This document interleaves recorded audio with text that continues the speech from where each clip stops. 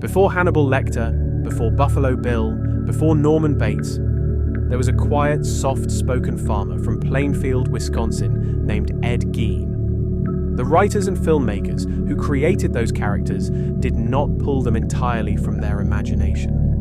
They pulled them from the police reports, the crime scene photographs, and the court testimony of one real man whose farmhouse contained things that investigators who had spent decades in law enforcement said they had never seen anything like in their lives.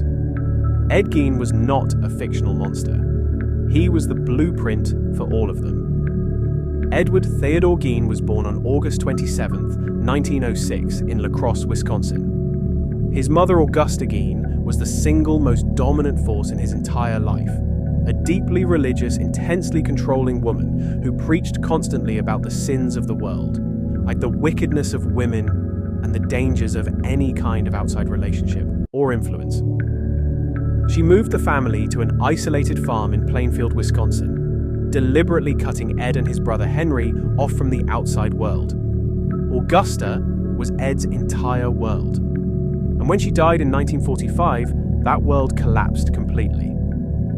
After Augusta's death, Ed was left entirely alone on the farm. His father had died years earlier. His brother Henry had died under circumstances that were never fully explained. Found dead during a brush fire in 1944 with bruises on his head. A death officially ruled as heart failure, but one that investigators later looked at with significant suspicion. Ed rattoned around the farmhouse alone for years, sealing off his mother's bedroom and the parlor exactly as she had left them, preserving them as a kind of shrine, almost descending into an obsession with death, anatomy, and the female body that grew darker with every passing year. He read medical books and anatomy texts. He read about the Nazi experiments conducted during World War II. He became fascinated with grave robbing, visiting local cemeteries at night and exhuming the bodies of recently buried women. Women, he later said, reminded him of his mother. He kept what he took, he worked with it, and eventually the graves were no longer enough. On November 16, 1957, hardware store owner Bernice Worden disappeared from her store in Plainfield, Wisconsin. She was 58 years old. The last receipt in her store's register was made out to Ed Gein. Investigators went to the Gein farmhouse that evening. What they found inside would become one of the most documented and most disturbing crime scene discoveries in American history.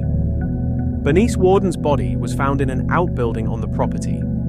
She had been shot with a .22 caliber rifle, and her body had been hung upside down from the rafters and dressed out like a deer carcass. But what investigators found inside the farmhouse itself went far beyond anything they had prepared themselves for. The farmhouse was filled with items that Ed Gein had made or collected from human remains, the majority of them exhumed from local cemeteries.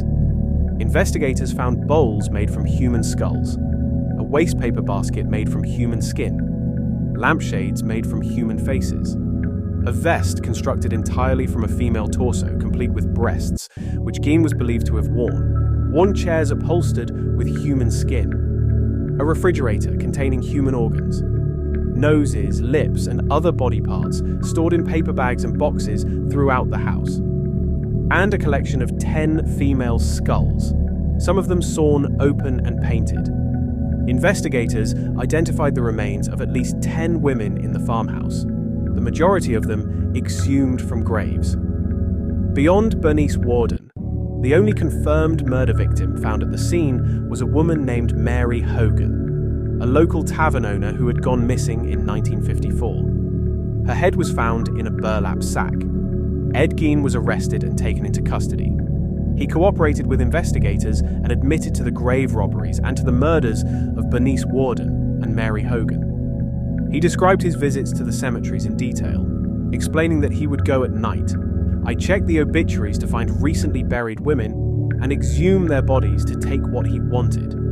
He said he was in a daze during some of these trips and did not fully remember all of what he had done. Psychiatric evaluations of Ed Gein were extensive and deeply complex.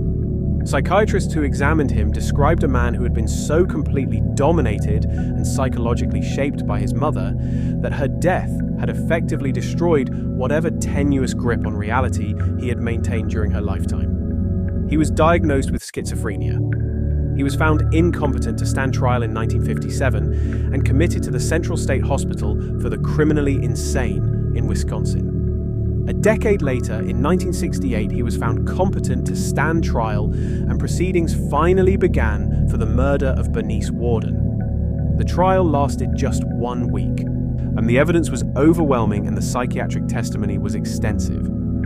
On November 14, 1968, Ed Gein was found guilty of first-degree murder. He was found not guilty by reason of insanity and was returned to psychiatric custody rather than sent to prison.